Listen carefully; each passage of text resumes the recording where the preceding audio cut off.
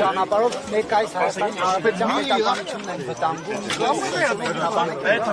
Պետք է ցեղասպանությունը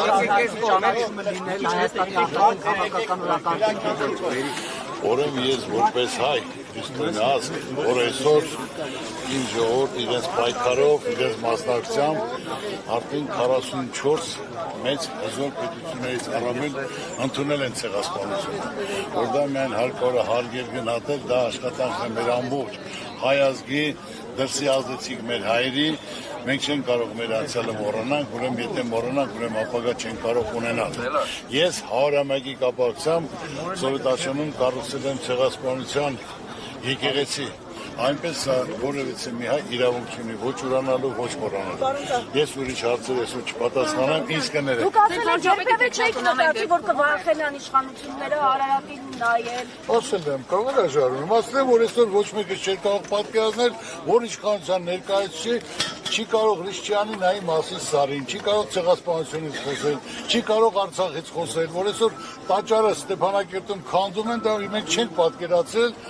անհնար եղել այդ մասին մտածել։ Շնորհակալություն։ Հաջորդ օրը խորոված փարթի են անելու, պարոն Ծառուկյան։ Խորոված փարթի են անելու հաջորդ օրը։ Ձեզ համար դա նորմալ է։ Սիրելի լրագրողներ ջան, գիտեք Ծառուկյանը հարցերից չի խուսափում, ինչ որ պատկերացնում եմ, ինչ որ մտածում եմ, այսօր օրը թողեք հանգիստ, այսօր եկել են գործել հարգանքի տուրք մատուցելու, տեսնում ես ամբողջ ժողովուրդ հայցել իրենց երեխաների թորների հետ, ամբողջ աշխարհը սգում է, հիշում է, մենք պետք է միասնական լինենք այդ ստեղծած արածը, որ եթե այսօր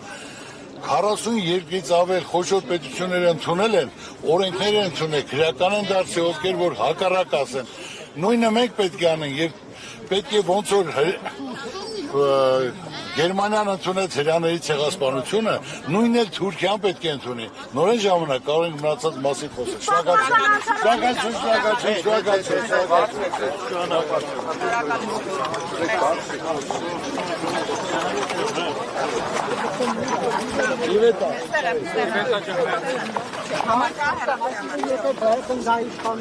Իմ ակտիվ ակվեց, ձեր ցավը տանեմ։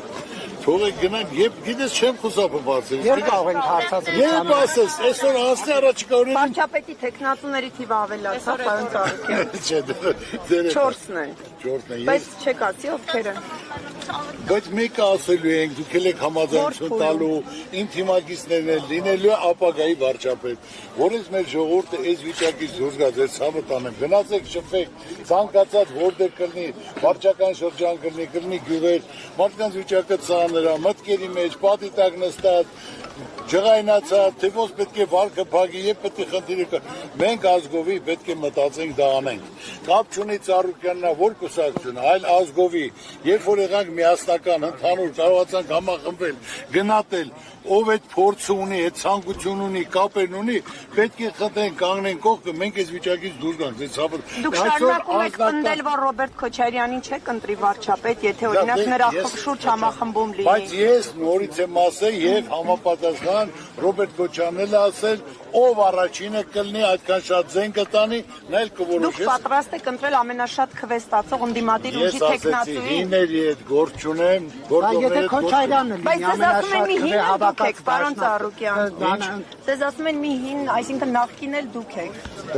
Նախկին էլ ես որն եմ ասում նա, եպեք հնարավորություն տվեք, ամբողջ կյանքը պայքարել եմ, որ կարողանամ այդ ծրագիր իրականացնեմ, իմ կապերն օգտագործեմ, ժողովրդի մատից փուշ անենք, մեր երկիրը ծաղկացնենք, զարգացնենք, հասարակ մի բան, այսօր Հայաստանում ունես մի հատ ոլորտ սպորտ, այն էլ որ Ծառուկյանը հիմքը դրել է, գումարներ դրել է, զարգացել է 25 տարի, որ այսօր եւ թիմային եւ աշխարհում բացի ոսկե մեդալից ուրիշ բան չի։ Քաղաքական որոշում է սպորտի հետ, պարոն Ծառուկյան։